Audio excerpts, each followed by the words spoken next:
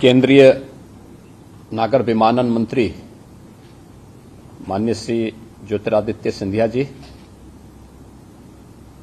गोरखपुर में स्थानीय विधायक श्री महेंद्रपाल सिंह जी, स्पाइस जेट के सीएमडी श्री अजय सिंह जी, नागर विमानन मंत्रालय की संयुक्त सचिव समेत नागर विमानन विभाग मंत्रालय से जुड़े हुए सभी अधिकारीगण, स्पाइस जेट से जुड़े हुए सभी अधिकारीगण और उपस्थित भाइयों बहनों, ये मेरे लिए अत्यंत आह्लादित करने वाला क्षण है जब उत्तर प्रदेश के कई शहर देश के विभिन्न गंतव्यों के साथ जुड़ते हुए दिखाई दे रहे हैं और उसमें भी दो महत्वपूर्ण शहरों का आपस में जुड़ाव, बाबा गोरखनाथ की धरती का बाबा विश्वनाथ की धरती से वायु मार्ग से पहली बार जुड़ाव हो रहा है। मैं इसके लिए केंद्रीय नागर विमानन मंत्री माननीय श्री ज्योतिरादित्य सिंधिया जी को हृदय से धन्यवाद देता हूं। साथ ही साथ मैं स्पाइस जेट के सीएमडी श्री अजय सिंह जी को भी इस महत्वपूर्ण सेवा को प्रारंभ करने के लिए हृदय से धन्यवाद देता हूं। हम सब जानते हैं कि काशी दुनिया की सबसे प्राचीनतम नगरी है। बाबा विश्वनाथ के पावन धाम को आदरणीय प्रधानमंत्री जी के नेतृत्व में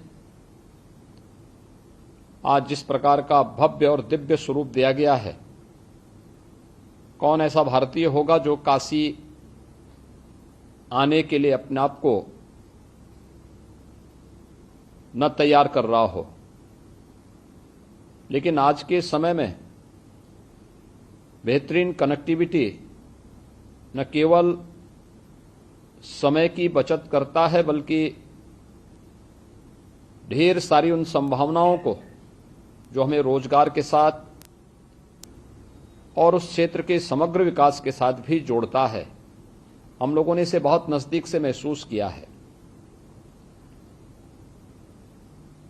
आज उत्तर प्रदेश के 9 एयरपोर्ट पूरी तरह क्रियाशील हो चुके हैं। यह सब संभव हो पाया है आदरणीय प्रधानमंत्री जी के मार्गदर्शन और नेतृत्व के कारण। आज से 5 वर्ष पहले उत्तर प्रदेश के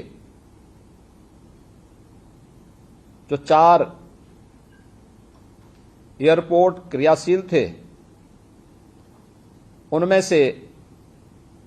मात्र देश के 25 गंतव्यों तक की ही यात्रा संभव हो पाती थी।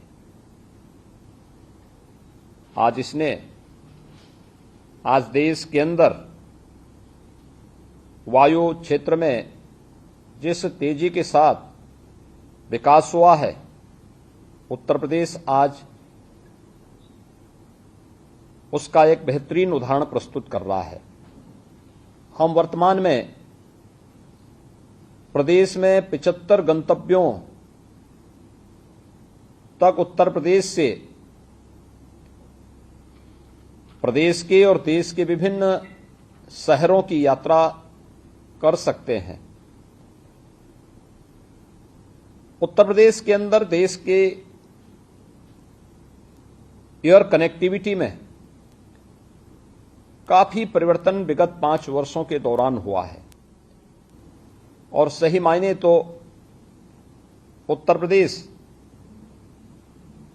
आदरणीय प्रधानमंत्री जी के उस संकल्प को पूर्ति करता हुआ दिखाई दे रहा है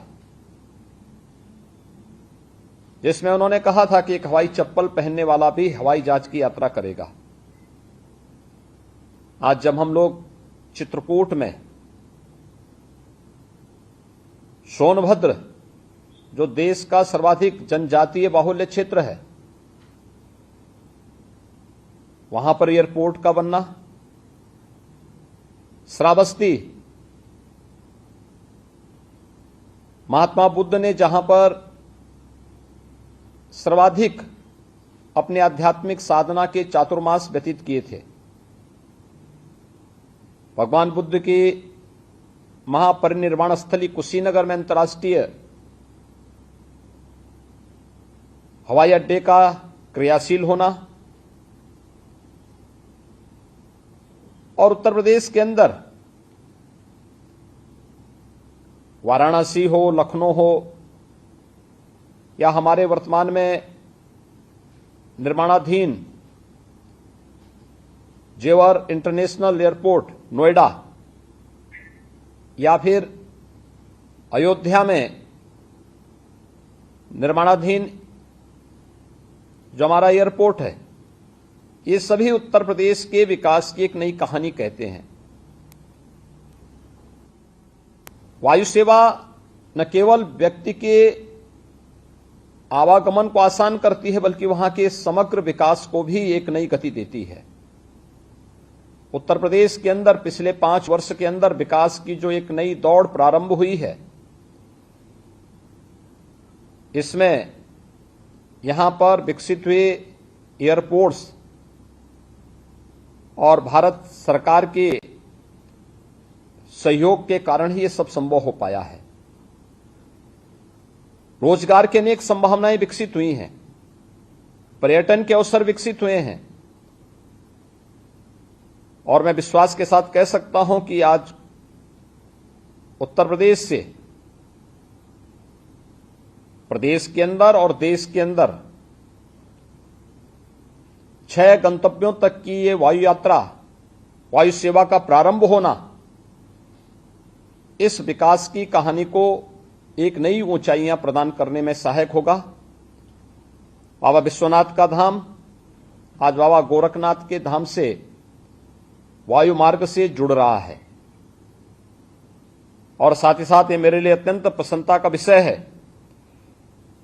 कि गोरखपुर से कानपुर, वाराणसी से मुंबई, कानपुर से पटना, कुशीनगर से कोलकाता समेत 6 अन्य फ्लाइट उत्तर प्रदेश के अलग अलग शहरों से प्रदेश और देश के विभिन्न गंतव्यों को जोड़ने के लिए आज प्रारंभ हो रही हैं। मैं इसके लिए माननीय श्री ज्योतिरादित्य सिंधिया जी को, नागर विमानन मंत्रालय को, प्रदेशवासियों की ओर से हृदय से धन्यवाद देता हूं। स्पाइस जेट परिवार को, जिन्होंने शुरू से ही इस सेक्टर में अच्छी रुचि दिखाई है, आज वह हम सब के सामने भी है और मैं बार बार इस बात को मानता रहा हूं कि उत्तर प्रदेश में ढेर सारी संभावनाएं हैं। इन संभावनाओं को आगे बढ़ाने की आवश्यकता है। मुझे याद है जब गोरखपुर की पहली वायु सेवा हमें प्रारंभ करनी थी, उस समय सभी सर्वे कहते थे कि गोरखपुर में पैसेंजर नहीं है, लेकिन मैं इस बात के लिए कहता था कि भी गोरखपुर में पर्याप्त मात्रा में पैसेंजर हैं, मिलेंगे। मैंने तो एक बार, मैं उस समय गोरखपुर से सांसद था और उस वक्त मैंने नागर विमानन मंत्रालय के साथ इस बारे में कहा था। मैंने कहा उस समय उड़ान योजना नहीं थी, लेकिन मैंने ये कहा था कि भाई आप अपना एक ATR गोरखपुर दिल्ली के बीच में चलाइए, अगर यात्री कम पड़ेंगे तो बाकी जितनी सीटें खाली होंगी उनकी भरपाई मैं स्वयं करूंगा। मुझे प्रसन्नता है कि उस समय गोरखपुर दिल्ली के बीच एक निजी एयरलाइंस को वायु सेवा प्रारंभ करने की अनुमति दी गई थी, बहुत सफल थी और आज गोरखपुर देश के अंदर जो ये सेवा आज प्रारंभ होने जा रही है, मुझे लगता है ये 12वीं वायु सेवा है जो गोरखपुर को वाराणसी से जोड़ रही है। ऐसे ही अन्य शहरों को भी जोड़ने के लिए जो कार्रवाई प्रारंभ हुई है, अभिनंदनीय है। गोरखपुर के नागरिकों को और गोरखपुर से यात्रा करने वाले उन सभी यात्रियों के लिए यात्रा तो सुगम बनेगी ही, आसान यात्रा के साथ साथ गोरखपुर और पूर्वी उत्तर प्रदेश के विकास को एक नई ऊंचाइयां प्रदान करने में सहायक होगा। मैं एक बार फिर से आदरणीय प्रधानमंत्री जी के मार्गदर्शन में, उनके नेतृत्व में नागर विमानन मंत्रालय भारत सरकार देश के अंदर एयर कनेक्टिविटी को जितना बेहतरीन और आसान बनाने का कार्य कर रहा है, यह भारत को दुनिया की सबसे बड़ी अर्थव्यवस्था बनाने में एक निर्णायक भूमिका का निर्वहन करेगा और उत्तर प्रदेश को मिल रही वायु सेवा की ये सुविधाएं उत्तर प्रदेश को भी देश की एक बड़ी अर्थव्यवस्था के रूप में स्थापित करने में महत्वपूर्ण भूमिका का निर्वहन करेगा। मैं एक बार फिर से ज्योतिरादित्य जी, आपका मैं हृदय से अभिनंदन करता हूं, आपकी पूरी टीम को धन्यवाद देता हूं। साथ ही साथ मैं सीएमडी स्पाइसजेट से अजय सिंह जी को और उनकी पूरी टीम को भी हृदय से अभिनंदन और धन्यवाद देते हुए विश्वास व्यक्त करता हूं कि उत्तर प्रदेश के अन्य शहर भी हमारे बहुत शीघ्र वायु सेवा के साथ जुड़ करके विकास की एक नई कहानी को आदरणीय प्रधानमंत्री जी की मंशा के अनुरूप, उनके विजन के अनुरूप आगे बढ़ाने में निर्णायक साबित होंगे। आज गोरखपुर में जो यात्री इस यात्रा का आनंद ले रहे हैं, उन सब की एक शुभ यात्रा के लिए मैं अपनी शुभकामनाएं देता हूं। उत्तर प्रदेश के विभिन्न शहर आज उत्तर प्रदेश से और देश के विभिन्न शहरों से जुड़ रहे हैं। यह जो आसान जुड़ाव वायु मार्ग से हो रहा है, मैं इसके लिए एक बार फिर से आप सभी को हृदय से धन्यवाद देता हूं। जय हिंद।